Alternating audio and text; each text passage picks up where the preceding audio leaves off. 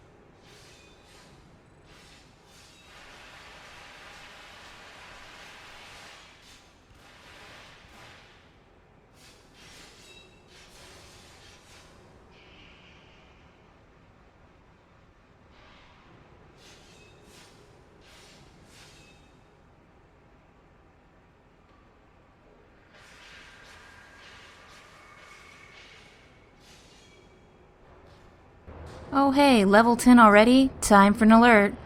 Oh, it's Alcathoth? And no, we didn't see that. Is the Unleashed magically better at level 10 alerts than other archetypes? Nope, still sucks. Nothing stood out as overly difficult while leveling. As usual, I did non-rampage alerts and missions to level. Can never have too many experience buffs. Once you get to level 17, pick up Eye of the Storm and put 2 points into Blade Beyond the Veil. This will help you survive should you attempt to face tank everything. This advantage is a must-have, especially useful if you end up attacking first because your teammates are wimps. Leading the team becomes much easier once you pick up your heal at level 25. There are 2 main powers you can choose to build around. I absolutely loathe the animation for Dragon's Wrath and prefer to focus on Blade Tempest as my main attack skill. Wrath does do more damage and has the rush buff for energy, but it looks icky. If you go with Blade Tempest, be sure to put points into Slaughter under Warden, Mass Destruction under Vindicator, and go with Warden Mastery for the 10% more damage to combos plus damage resistance. For Dragon's Wrath, fully charge the attack for the rush buff, then tap spam until the buff runs out. Also switch out Warden Mastery for Dexterity Mastery. I went with Field Surge over Intensity for the extra survivability when tanking everything. The damage output is high without needing an active offense. If you choose to go with Intensity, consider picking up Offensive Expert and the Vindicator tree. You can drop points in Focus Strikes if you're going Blade Tempest or Mass Destruction if you prefer Dragon's Wrath. Force Eruption is not better than Eye of the Storm.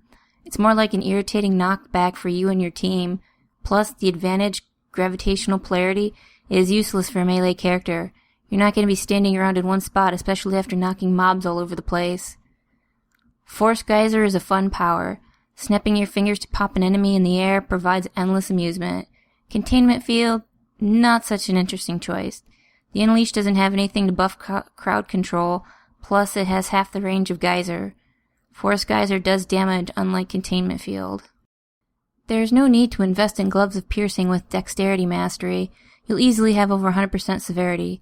Even without it, you'll have just under 100% severity and cheap gear. In fact, you don't need to invest in crit chance either.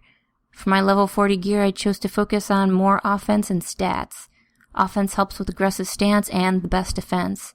If you take combat training, offense sort of adds to that. The bonus isn't that high, but having a whole extra 10% dodge only for area attacks isn't amazing either, since focusing on defense is more beneficial. Even with the cheap gear and mods I have, my defense is at 50% on the character sheet. I would recommend more health than what I have, with either secondary defense and utility having the added health, and a constitution mod instead of the recovery gear I have. For primary utility gear, I would go with more cost discount, especially if you want to tap spam Dragon's Wrath. Pros for this build: it's hard to go wrong with dexterity as a super stat, especially as the primary one. Then you have Warden and Vindicator trees, which help you gain oodles of offense and defense. Bountiful Chi Resurgence is a great click and forget heal. Yes, there's a minor damage debuff, but I hear being dead is a lot less damage. There's no reason not to have this at rank 3. Dragon's Wrath does lots of damage and has an energy gain buff, which is a good thing because this is a pricey power. Blade Beyond the Veil lets enemies kill themselves on your blades. Plus, you get a damage shield and it's a point blank area effect. You can jump in the middle of a mob pack and simply twirl your blades. Force Shield has an advantage, giving you a lingering block effect that also grants some energy when you're attacked. It's one of the better block replacers in the game. This is a great archetype for farming the Vampire Cemetery in Vibora Bay. Most vampires will die on your Eye of the Storm, and the bigger ones die to Dragon's Wrath. Cons for this build: not having a lunge sucks. Instead, you get Force Snap to pull enemies to you. The knock is pretty weak for this archetype, meaning you'll have to run over anyway. There will be energy issues while you level. Not anything major, more like a minor annoyance. You'll notice it more in alerts when you're leveled down to 30. Dragon's Wrath is a bit of an energy hog. Most of the choices aren't that great. It's really a choice between a great power and an iffy power. Overall, the Unleashed is a great choice for new players. It has good survival and high damage. You can tank every regular alert boss even without a healer. Custom alerts depends. Tanking Warlord maybe not so much, but high pan should be a problem once you know how the fight works.